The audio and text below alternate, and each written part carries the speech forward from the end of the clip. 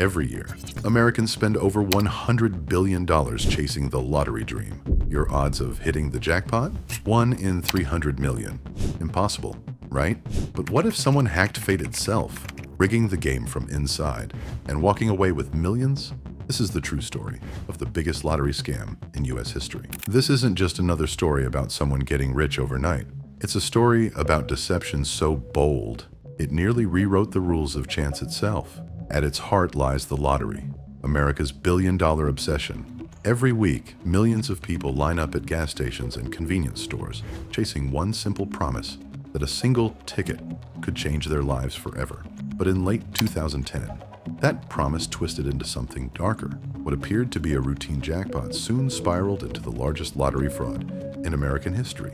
Think about it. The lottery is supposed to be pure luck, absolute randomness, the ultimate equalizer, where a construction worker, a doctor, or a cashier all have the exact same odds. That's what makes it magical. That's what makes it believable. Now imagine the moment investigators realized it wasn't random at all, that someone had found a way to program luck itself. This scandal would last more than 10 years, drag across multiple states, and expose weaknesses so deep that entire lottery companies feared collapse. And the most unsettling part, the mastermind behind the scheme wasn't an outsider. He wasn't a hacker hiding halfway across the world. He was working inside the very organization designed to keep the game honest.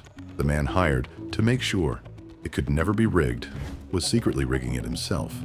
This is the true story of how trust in America's biggest game of chance nearly crumbled, and how the shocking truth was uncovered one strange clue at a time. December 23rd, 2010. Just 2 days before Christmas, in the quiet city of Des Moines, Iowa, a simple transaction takes place at a Quick Trip convenience store. A lottery ticket is printed, numbers chosen, money exchanged. Nothing unusual in a country where millions do this every single day. But this ticket was different. This one carried the winning numbers for a hot lotto jackpot worth $16.5 million. For Iowa, this was historic. It was the single largest hot lotto jackpot in the state's history. Television anchors smiled wide, local newspapers ran hopeful stories, and in countless households people whispered, "Could it be someone we know?" The buzz grew louder each day. Someone in Iowa had become a multimillionaire. At least that's what everyone thought. The expectation was simple. Within hours, maybe days, the winner would emerge. That's what always happens. A smiling face, confetti falling, a giant check raised high, that life-changing moment of glory. But as the days passed, silence, no winner, no calls, no press conference. Weeks turned to months, and the silence grew deafening. The prize sat there waiting, like an untouched fortune in a locked vault. On TV, anchors began to sound puzzled. Reporters filmed interviews at the Quick Trip store, asking cashiers if they'd seen the lucky player. Customers speculated. Maybe it's a truck driver passing through. Maybe the ticket got lost in a holiday shopping bag. The Iowa Lottery tried to shake the ghost. They held press conferences, pleading with the winner to come forward. They described the exact location and time where the winning ticket was sold. They even launched public campaigns reminding people to check their wallets, their drawers, their car glove compartments. Someone out there, they insisted, is sitting on a fortune. Still, nothing. Then came the theories. Maybe the ticket holder had died, leaving millions of dollars in limbo. Maybe someone bought it as a gift and forgot. Rumors drifted toward darker explanations. Criminal syndicates, money laundering, even an unlucky player too scared to reveal themselves. And then came the pretenders. The lottery office began receiving calls from supposed winners. People tried to convince investigators they held the right ticket, but their stories crumbled quickly. Wrong numbers, fake photocopies, lies unraveling under questioning. Officials shook their heads. Something about this prize felt cursed, but the clock was ticking. Every lottery jackpot comes with a deadline, and this one had exactly 1 year before it would disappear forever, returned back into the system. As the end of 2011 approached, the tension became unbearable. Reporters camped outside lottery headquarters waiting for a breakthrough. The deadline was set in stone, December 29th, 2011, midnight. If no one came forward, $16.5 million would evaporate. On December 29th, the final day arrived. The streets of Des Moines were thick with winter snow. Inside the Iowa Lottery office, staff exchanged nervous glances. 12 months of mystery, and still no winner. Maybe the jackpot would really expire for the first time in Iowa's history. Then, in the final hours, the phone rang. A lawyer called. He claimed to represent the winner. A year of silence had finally been broken. But for officials, Relief turned to dread almost instantly, because the more they listened, the more it became clear. This wasn't a normal claim. The man on the other end wasn't giving names. He wasn't even from Iowa. He was from Canada. His story shifted each time he repeated it, full of holes and contradictions. Yes, the ticket was real. The numbers matched. But the identity of the claimant, completely hidden behind a wall of secrecy. For the Iowa lottery, alarms started blaring.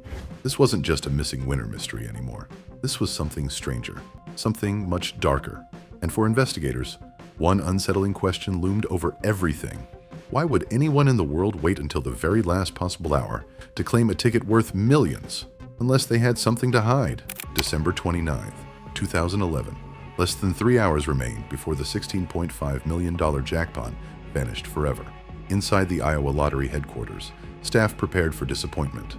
For the first time in memory, a prize of this magnitude might simply expire. Then, suddenly, a legal claim appeared. On the surface, it seemed like the miracle everyone had been waiting for. After 12 long months, the winner had finally come forward. The ticket was authentic. It matched perfectly. The Iowa Lottery should have been celebrating. But something strange happened almost immediately. The man submitting the paperwork wasn't the winner himself. He was introduced as a Canadian lawyer named Philip Johnston. He claimed to represent a mysterious client who wished to remain anonymous. At first, that might not sound too unusual. After all, winning millions can change your life overnight. Many winners, as the public knows, seek privacy. They don't want crowds at their doorstep or long-lost relatives asking for money. But in Iowa, the rules were clear. You cannot remain anonymous. Winners must be identified and verified. Yet Johnston resisted. Instead of providing a name, he offered a maze of paperwork, foreign corporations, shell entities, signatures that shifted from one page to another. He spoke vaguely about protecting the interests of his client in Belize, a known tax haven. More troubling, his story kept changing in small but important ways. First, he claimed the ticket belonged to a trust, then to a shell company, later to another entity entirely. Each time investigators pressed for clarity, the narrative bent and twisted like smoke. Terry Rich, CEO of the Iowa Lottery, recalled the moment with disbelief. We had the ticket in hand, but we didn't have a person. We had no face, just shadows on legal paper. The law was explicit. Without transparency, there would be no payout. But Johnston seemed unfazed. He pressed forward repeatedly, stating that his client had a legitimate claim, but could not, for personal reasons, reveal who they were. Investigators were stunned. Who would risk losing $16.5 million just to stay hidden? And yet, as the calls and filings multiplied, suspicion hardened into certainty.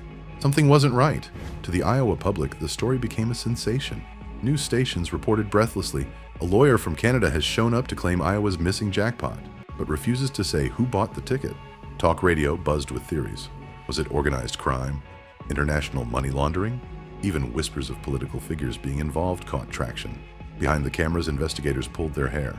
They had a legitimate winning ticket in hand, but everything else screamed fraud. Some details grew even stranger. Johnston claimed at one point he didn't even know the name of his client, that he was operating only as a middleman for an unnamed company overseas. His credibility unraveled further when lottery officials asked him the simplest of questions. Where, exactly, did your client buy the ticket? What were they doing in Iowa that day? His answers were vague, contradictory. He could never provide a face, a name, a clear timeline. And here's the chilling part. If the lottery had no law requiring winner identity, Johnston would have succeeded. The jackpot would have been redeemed by a faceless corporation and nobody would have asked a second question. Millions of dollars would have disappeared into an offshore account with zero accountability. Instead, the claim was denied. Officials refused to issue the check. The jackpot expired, officially unclaimed. For the first time in Iowa's history, millions that should have changed a person's life simply dissolved back into the system. But the Iowa investigators weren't satisfied with just closing the file. Something about Johnston's persistence gnawed at them. The phone calls from different area codes, the hesitation in his voice when asked a direct question, the way documents arrived piecemeal, each more inconsistent than the last. It raised an unsettling question. Why would someone fabricate such an elaborate claim unless they had access to the real ticket, and unless there was a much bigger secret buried in how that winning ticket had been created? This wasn't just a failed payout, it was a symptom of something larger, something that officials would keep chasing for years to come. At that moment, for Terry Rich and his investigators, the facts were crystal clear. They had the winning numbers. They had the winning paper, but they did not have the true winner. And when you don't know who really holds the fortune, the question becomes frighteningly simple. What are they hiding, and why? The denial of Philip Johnston's claim only deepened the riddle of Iowa's phantom jackpot. On the outside, the case now looked closed. The ticket expired, the prize dissolved, the money gone. But to investigators, nothing about the situation felt finished. Why would someone go through such extraordinary lengths? Lawyers, corporations, offshore filings, just to end up with nothing? And more importantly, how did they gain possession of the ticket in the first place? Piece by piece, the investigation pushed deeper. Officials traced back every scrap of paper provided by Johnston. What they found was a maze. Entities registered to post office boxes in Belize, companies that seemed to exist on paper but nowhere else, and shifting names of supposed beneficiaries who were never reachable by phone or email. The shell companies weren't just confusing. They were designed to be. It was a smokescreen, meant to cover not just who had the ticket, but possibly how the ticket had come to exist in the first place. Investigators questioned, could this be larger than one man pretending to represent a winner? Could this be part of a machine designed to siphon lottery winnings behind the curtain, invisible to the public eye? One official later described it bluntly. Every answer we dug up only created two more questions. It was like chasing shadows through a hall of mirrors. Even the paperwork itself became suspicious. Signatures appeared to shift ever so slightly between documents. Important dates contradicted each other. Not one version of the story lined up cleanly with the next. Every time investigators pressed Johnston for details, where exactly was your client? Why are the signatures inconsistent? How did they even acquire the ticket? The answers collapsed into vagueness. Meanwhile, the Iowa public became restless. For weeks, news reports hammered the story. Who really bought Iowa's $16.5 million ticket? From diners to living rooms, theories danced in the air. Some said it was connected to drug cartels. Others believed it was an elaborate inside job by people within the lottery itself. What struck investigators most was the sheer sophistication. This wasn't the work of an ordinary scammer trying to bluff his way into millions. It smelled bigger, smarter. It carried the fingerprints of someone who knew exactly how the lottery operated, and perhaps how to exploit weaknesses no outsider should even be aware of. Ledgers and databases were combed. Call records were subpoenaed.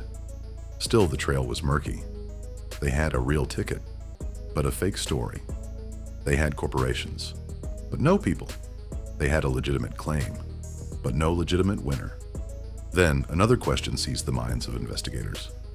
A chilling one. If this was all a lie, then where was the real winner?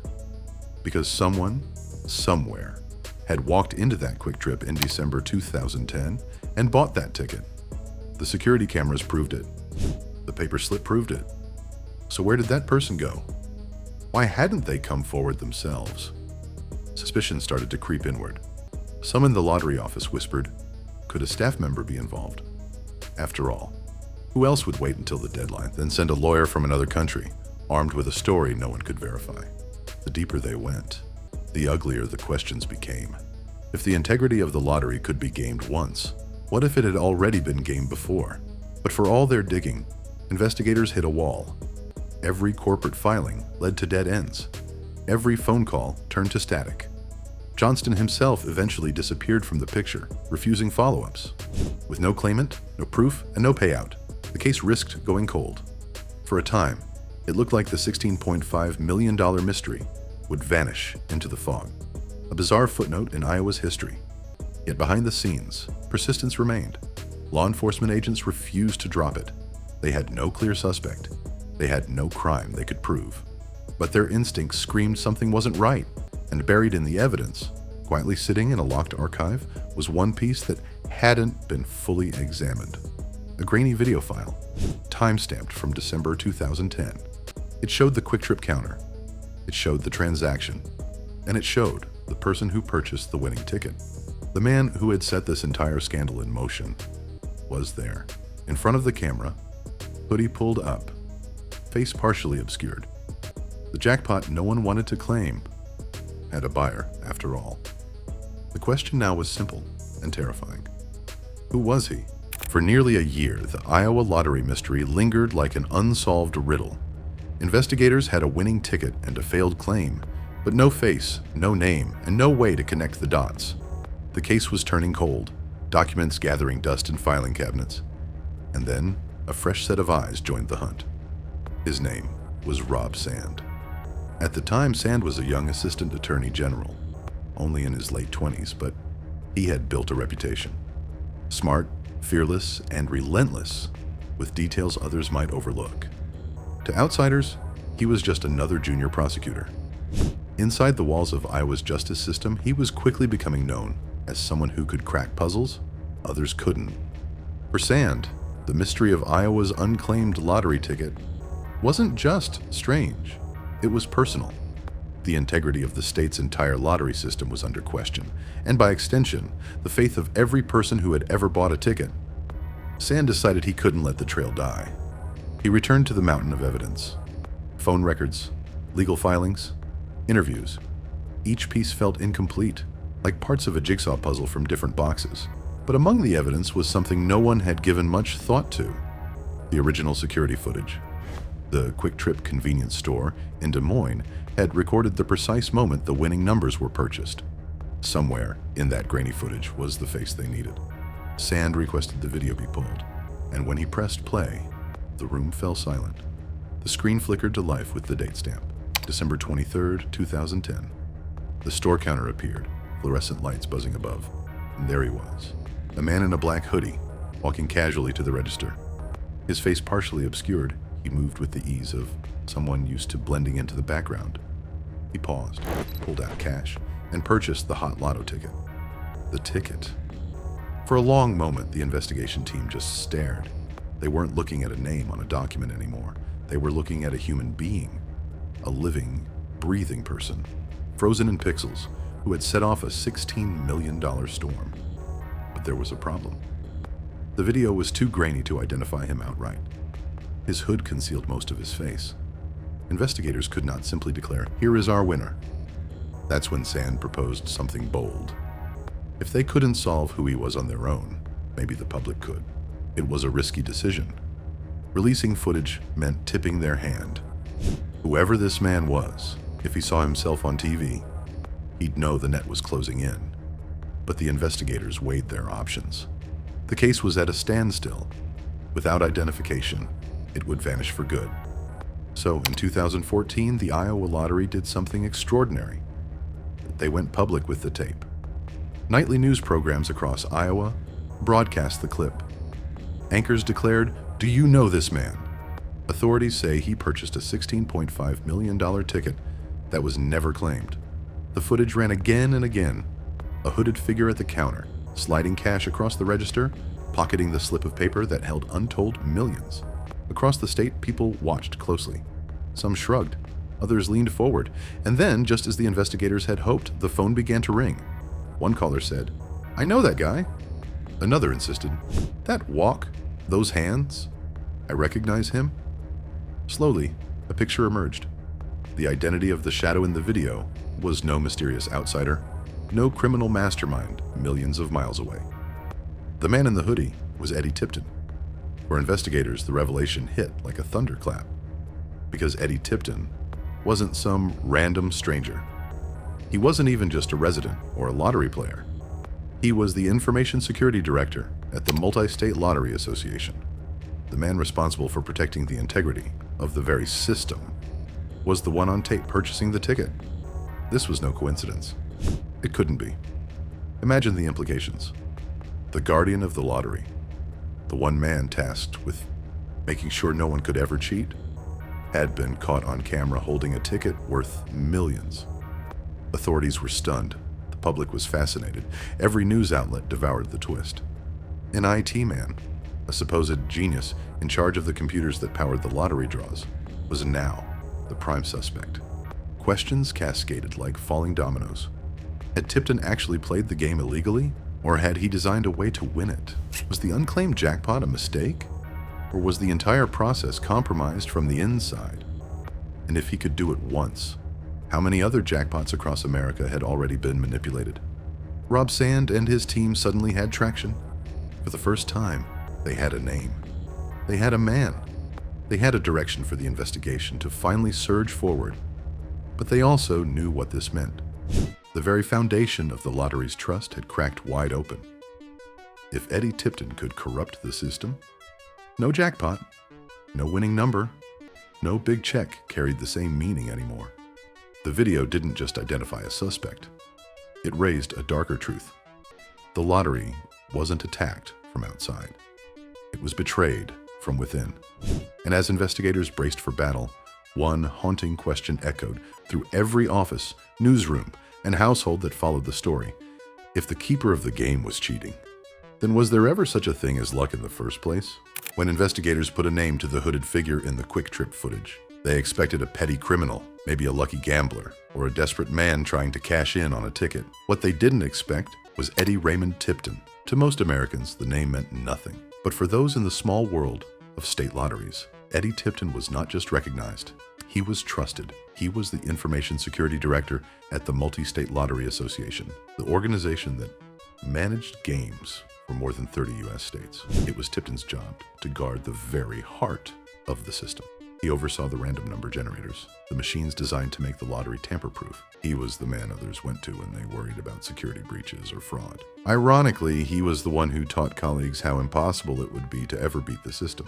Now, he was caught on camera holding the numbers that should have been impossible to predict. For inspectors like Rob Sand, it was almost too wild to believe. A security expert becoming the biggest threat to the system he was hired to protect. It was like discovering the vault guard at Fort Knox had been smuggling out gold bars in his lunchbox. But the deeper they looked into Tipton's life, the more the puzzle pieces clamped together. Outwardly, Eddie Tipton was described as quiet, intense, even likable. Former coworkers said he was brilliant with code, sharp with technical details, always willing to help troubleshoot a computer glitch. But there were cracks in his facade. They noticed his lifestyle. By title alone, Tipton's salary was comfortable, but not extravagant, public servant's wage. Yet he was driving new vehicles, living expansively, and spending money that seemed far beyond his pay grade.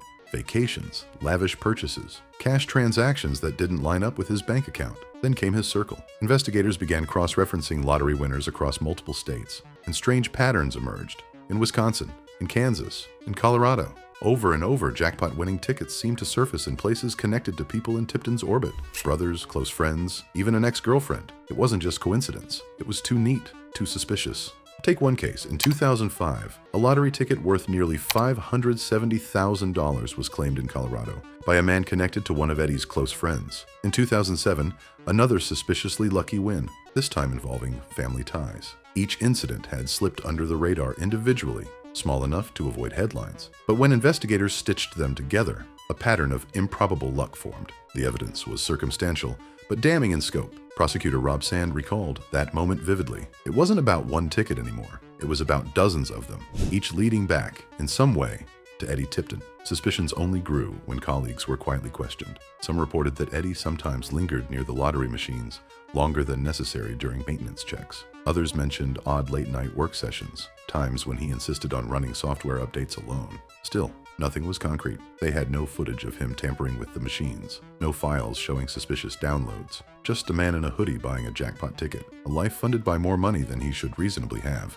and a strange network of lucky winners orbiting his life like satellites. Yet it was more than enough to trigger alarm bells, because if Tipton, the keeper of the randomness, was dirty, then the foundation of every jackpot across America was in doubt. Journalists jumped on the revelation. Headlines exploded. Lottery security chief eyed in $16.5 million jackpot mystery. For the average American, it felt almost absurd. The lottery was supposed to be rig-proof. Millions of buyers marched into convenience stores every week with their dollars and their dreams, trusting the numbers were fair. Now they were being told the man paid to defend fairness might have been quietly gaming the system for years. But perhaps the most unsettling piece of all was timing. Why had Tipton purchased the ticket himself? Why risk being seen? Most of the previous suspicious wins had slipped under radar because other people, friends, relatives, did the dirty work of claiming. Yet here he was, personally dropping cash on the most suspicious jackpot in Iowa history. Theories swirled. Perhaps he had grown overconfident after years without getting caught. Perhaps greed had outweighed caution. Or maybe, just maybe, he believed the system was so airtight, no one would ever even suspect him. Regardless of motive, investigators now had focus. Every move would point back to Tipton. And while they couldn't yet explain how he had managed to tilt the odds in his favor, The picture was forming. The mastermind wasn't outside the system. It was inside. Not a hacker breaking in through the back door, but a trusted insider, quietly building that back door himself. And as prosecutors turned their attention fully to Eddie Tipton, one dreadful question became unavoidable. If America's game of chance could be manipulated from its very core, then how many jackpots had already been stolen right under everyone's nose? By the time investigators focused entirely on Eddie Tipton, one question haunted everyone involved. How could he possibly have done it? The lottery was designed to be unbreakable. Every layer of the system was built on the promise of pure chance, randomness beyond the reach of human influence. Yet here they were, staring at mounting evidence, convinced that the man hired to protect the game had secretly rewritten its rules. To unravel his method, we need to look at how the lottery really worked. Unlike the glamorous drawings shown on television with bouncing ping-pong balls inside glass machines, the Hot Lotto game was digital. Its numbers didn't come from a set of balls. They came from a computer. At the heart of it all was something called a random number generator, or RNG. It was supposed to act like digital dice, producing number sequences that no one could predict. Not the players, not the operators, not even the people who built it. But in truth, computers don't create real randomness. They follow patterns called algorithms. And if you control the algorithm, you control the outcome. Eddie Tipton's position gave him rare access to those machines. As the security director, he was responsible for updating software and ensuring safety protocols. Each update looked routine, harmless, just another day at work for a trusted insider. But during one of these updates, Tipton embedded subtle but devastating code. A few lines tucked away in the system turned the entire promise of randomness into an illusion. It was malware, disguised within everyday programming, invisible to anyone not searching for it. This code was disturbingly clever. It didn't interfere with every drawing, and that would have been too obvious. Instead, it lay dormant almost all the time. Weeks, months could go by with nothing unusual happening. But on very specific, pre-selected dates, the code awakened. Instead of creating millions of unpredictable possibilities, as the system was supposed to, the numbers shrank to a tiny handful of combinations. That meant that if Tipton bought tickets on those days using his secret method, he could all but guarantee a win. He hadn't defeated the odds. He had rewritten them. Investigators later found that dates like November 23rd, December 29th, and May 27th aligned with suspicious jackpots across several states. The brilliance of the scheme wasn't just in reprogramming luck, it was also in hiding the evidence. After each rigged drawing, the code deleted itself. It was essentially a ghost, leaving behind no obvious trace it had ever been there. To the staff checking afterward, the system looked completely normal. The reports matched expectations, the software appeared intact, and the lottery rolled on as if nothing had changed. Tipton hadn't just manipulated the outcome, he had nearly perfected the cover-up. Yet even the best cover-ups leave cracks. Forensic computer analysts later uncovered tiny fragments of residual data, digital fingerprints, buried deep inside archived files. When pieced together, those fragments told a chilling story.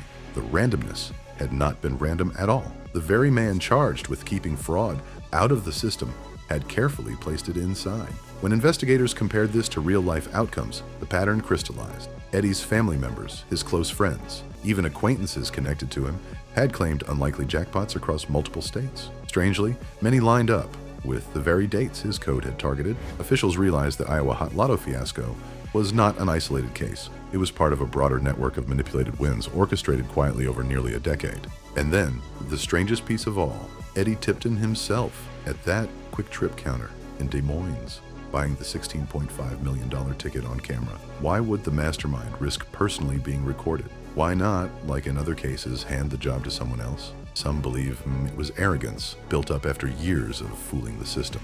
Some believe greed blinded him. Others suggest he may have thought the security footage would never be closely examined, and that his trapdoor within the system was untraceable. Whatever the case, this reckless moment planted the seed for his downfall. By the time the details of Tipton's malware emerged, the scope of the scandal had become terrifying. He had proven that the lottery wasn't invincible, that randomness could be engineered, and that a single insider, armed not with weapons but with code, could bend chance itself. The ordinary players, the hopeful dreamers who waited for their lives to change with the perfect number, had been unknowingly competing in a game that was already stacked against them. To them it was fate. To Tipton, it was mathematics. With the mechanism finally exposed, prosecutors knew they had what they needed to bring him into court. But even then, one dreadful question remained unanswered. If Eddie Tipton had managed to manipulate jackpots in Iowa, Wisconsin, Colorado, and Kansas without being caught for nearly a decade, how many other jackpots How many other lucky breaks had really been nothing more than the result of a man quietly rewriting the odds? And worse still, if it happened once, who's to say it couldn't happen again? By 2015, the web around Eddie Tipton had tightened beyond escape. The public knew his name. Investigators had tied him to suspicious jackpots, to friends and relatives who turned up improbably lucky, and to the incriminating security video that showed him purchasing the Iowa Hot Lotto ticket himself. What had once been speculation was now converging into a single, undeniable story. It was time to bring the mastermind into court. Tipton's arrest stunned those who knew him. To colleagues at the Multi-State Lottery Association, he had always been the man who preached integrity, the one trusted to keep hackers and cheaters out. The idea that he was the hacker, the cheater, was almost too much to process. Reporters swarmed outside the courthouse, cameras rolling as the guardian of fairness was led in handcuffs. At first, Tipton denied everything. His defense team pushed hard on the lack of direct evidence. They pointed out the grainy video, arguing it didn't definitively prove he was the man in the hoodie. They argued that no one had found him physically altering the lottery machines. They insisted the theories about malware were just that, untestable theories with no smoking gun. His lawyers painted him as a man caught up in coincidence, misunderstood, even scapegoated. But prosecutors had built a case on meticulous details. They brought in digital forensic experts who reconstructed fragments of deleted code from the lottery systems, ghost lines of programming that suggested manipulation. They revealed suspiciously timed wins in multiple states where Tipton or his associates had connections. And they laid bare the pattern of cover-ups, shell companies, lawyers sent to collect money in secrecy, claims withdrawn at the last minute. It wasn't the kind of case that relied on one explosive piece of evidence. It was death by 1,000 cuts, circumstantial details that, when stacked together, painted an undeniable picture. As witness after witness testified, the mood inside the courtroom shifted. Jurors leaned forward. Reporters scribbled furiously. What had seemed abstract, a rigged computer program no ordinary person could understand, suddenly took shape as reality. The house always wins, the old saying goes. But here, in Iowa, the house itself had been cheated by its own watchmen. Then came the moment that sealed Eddie Tipton's fate. After days of testimony, before sentencing, he stood before the court and finally admitted the truth. His words were plain, almost anticlimactic. Yes, I wrote software that allowed me to predict the winning numbers. The courtroom fell into a hush. After years of suspicion, theories, whispers, and countless hours of investigation, the mystery unraveled in that one line. He confessed, not to some fluke, not to one bad night of gambling, but to designing a system capable of bending luck itself. With the confession came conviction. In 2015, Eddie Tipton was sentenced to 10 years in prison for fraud, just the beginning. A few years later, after additional charges and cases were tied to him and his brother Tommy, he faced a much steeper sentence, 25 years. And yet even then, the story refused to resolve neatly. In interviews after the trial, Tipton was described as surprisingly calm, almost resigned. He admitted to rewriting the random number generator, but details about how far the conspiracy went or exactly how much money had been stolen stayed murky. Even today, no one can say for certain just how many jackpots were manipulated or how many millions changed hands because of his secret code. For the investigators who had pursued him, the confession was vindication. Rob Sand, the young prosecutor who championed the case, became known nationally as the man who cracked the lottery. For lottery officials, the moment was bittersweet. They had exposed the rot inside their own walls, but at a devastating cost to public trust. Outside the courthouse, the headlines blazed. Lottery security chief confesses to rigging jackpots. For everyday Americans watching, the revelation was damning. The lottery had always been that slim chance for ordinary people to dream. Now, many wondered, had it ever been fair in the first place? Tipton's own words, spoken so plainly in front of the judge, carried the weight of a decade's worth of suspicion. They marked the collapse of the perfect illusion and the downfall of the man who thought he could secretly master probability. But as the trial ended and Eddie Tipton was escorted away, one question lingered, unanswered, gnawing at prosecutors, players, and the public alike. Had he confessed to the full truth, or was this just the tip of a much larger iceberg, one that might never be fully uncovered? By the time Eddie Tipton confessed, investigators already knew he hadn't been working alone. The sheer scale of wins traced back to his orbit proved this wasn't the story of a rogue individual. It was bigger. It was organized. It was a network. The first thread unraveled close to home with his brother, Tommy Tipton. Tommy was a former Texas justice of the peace, a man with political aspirations and a respectable image in his community. On the surface, he seemed worlds apart from criminal schemes. And yet, records showed he had won a suspicious share of jackpots himself. In 2005, Tommy had quietly claimed a winning ticket worth over $500,000 in Colorado. Years later, prosecutors concluded it was no accident, just another piece of the puzzle planted by Eddie's code. Then came the friends. Investigators discovered that Eddie had occasionally chosen not to claim rigged tickets himself. Instead, he slipped them to people he trusted, close acquaintances who could walk in, smile, and collect the prize as if they were just lucky players. In Wisconsin, a suspicious win pointed to a man connected to Eddie's immediate circle. In Kansas, another strange prize traced back to someone linked through personal ties. Patterns kept repeating. The winning tickets popped up on dates that matched Tipton's secret trigger calendar: November 23rd, December 29th, May 27th. The odds of such coincidences were astronomical. To investigators, the math spoke louder than words. The result was a chilling realization. For nearly a decade, Eddie had built an underground pipeline of fraudulent fortune. It wasn't just one jackpot. It was multiple jackpots. It wasn't just one state. It was multiple states. And the beneficiaries weren't random at all. They were his people, family, friends, confidants, all profiting quietly from America's supposedly random system of chance. When investigators pressed, stories from these lucky winners began to wobble. Some admitted they hadn't even bought the tickets themselves, but were handed them by others. Others claimed they didn't realize it was possible the numbers were predetermined. Whether they knew or not, they all walked away with money they never should have received. As prosecutors widened the scope, the scandal transformed from a curious Iowa case to a multi-state conspiracy. Suddenly, Wisconsin, Colorado, Kansas, Oklahoma all had reason to doubt whether their past jackpots had been fair. Each revelation stained the credibility of lotteries further, and the headlines grew darker with every passing week. For the public, this was a nightmare. People lined up at gas stations with tickets in hand, wondering if anyone outside the game had ever really stood a chance. Were they just pawns, paying into a system silently siphoned by insiders? For investigators, the truth was damning.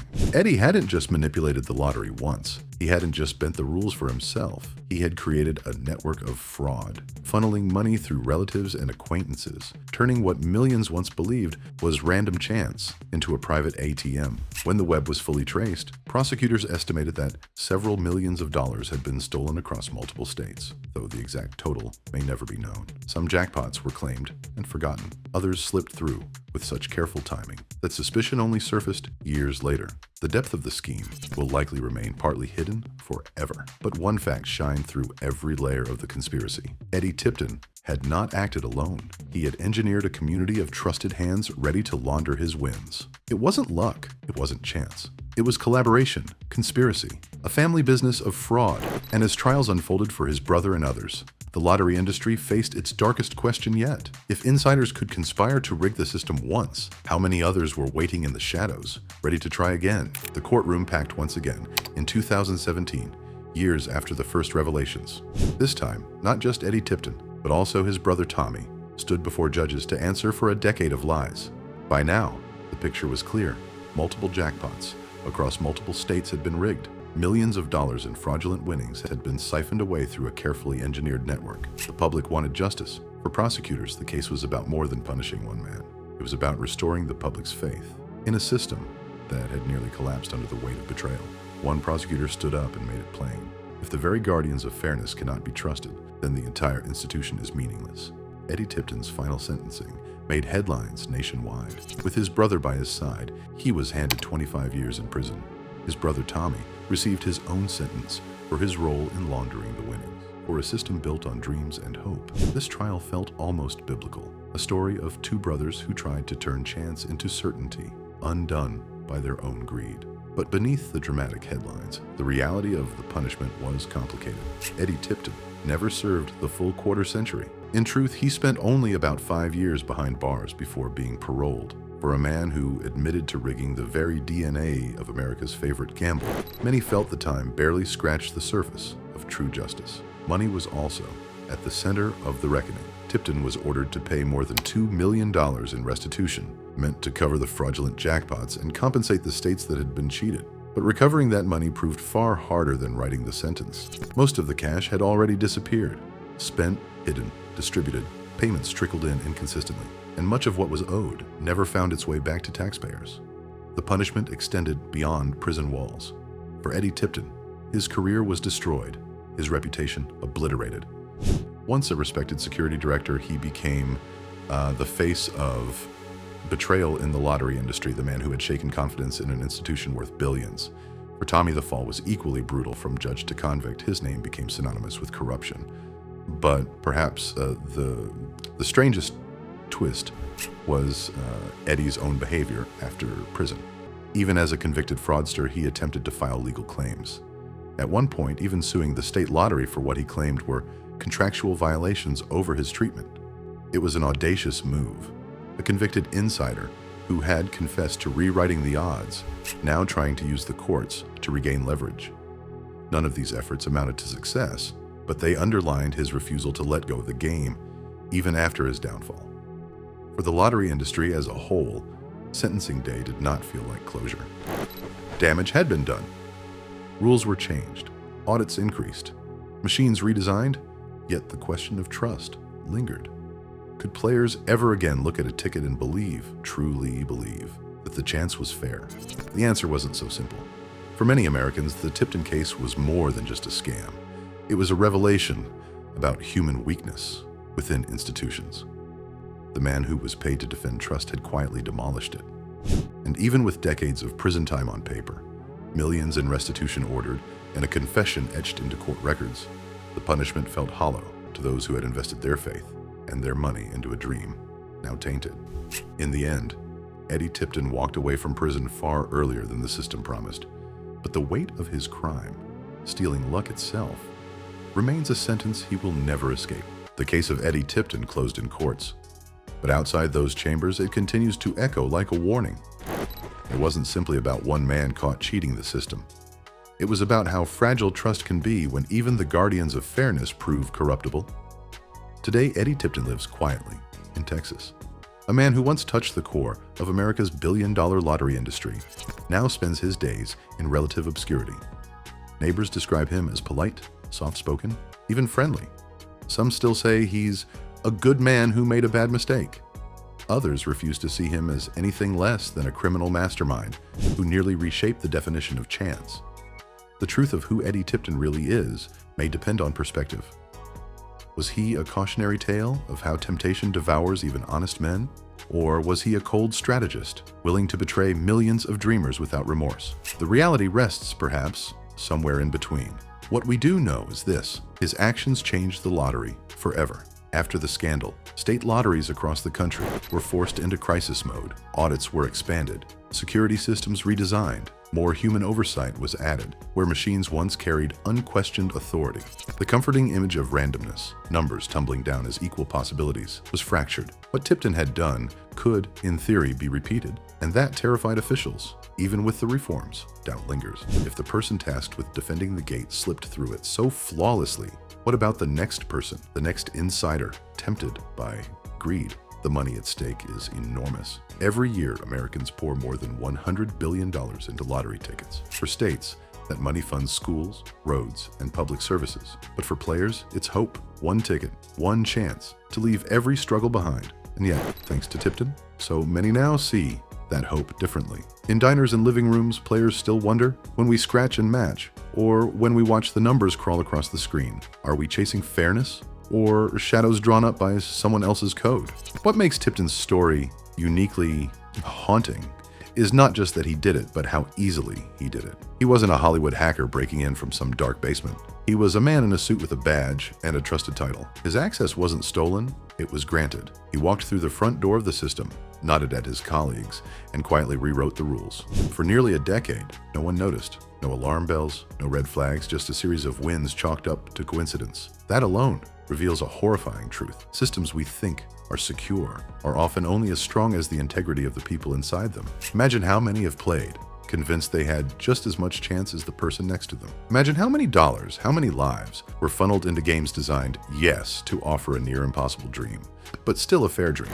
What Tipton stole wasn't just money, it was possibility. He robbed people of faith, that sliver of chance, that small hope that the improbable could happen to anyone. And yet, in some strange way, luck has continued to smile. on Eddie Tipton. Though sentenced to decades in prison, he served barely 5 years. Though ordered to repay millions, much of that money never returned. He now walks free, while the lottery industry continues to patch holes in the trust he helped tear apart. Is the story truly finished? Or is it just dormant, waiting like his code, until another date, another time, when someone else dares to try again? Think about it. If one middle-aged IT director in Iowa could bend randomness itself to his will, what might happen if someone with more resources, more sophistication, and more daring decided to follow in his footsteps? Could it already be happening? That is the chilling legacy of the Hot Lotto scandal. It wasn't about securing one jackpot in Iowa. It was about exposing a vulnerability at the heart of every game of chance. A vulnerability that no courtroom, no conviction, no prison sentence can ever completely erase. So the next time you buy a lottery ticket, when you clutch it and dream of what might come if the numbers fall your way, remember this. The lottery is supposed to be the ultimate equalizer. $1, one chance, everyone equal. But thanks to Eddie Tipton, we now know that even the purest games of chance can be bent if the person writing the rules decides to cheat. And maybe that's the true morale of this story. Maybe luck has never been as random as we wanted to believe. Maybe what we call chance is just another system, one that can be fooled, altered, manipulated. The only real question left is the one investigators, lottery directors, and players still whisper to this day, could it happen again?